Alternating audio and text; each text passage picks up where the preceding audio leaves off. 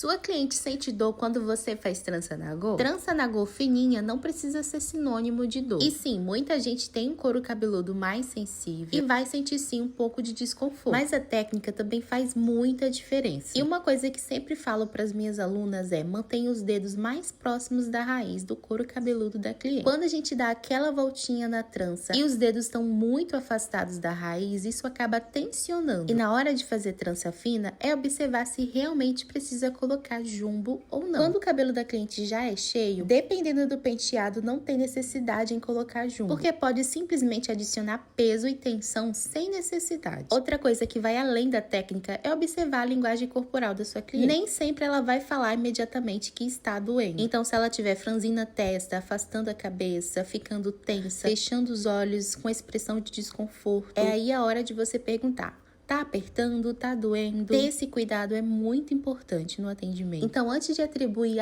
nagô dói mesmo, observe esses pontos. Porque uma trança bem feita não precisa ser dolorosa.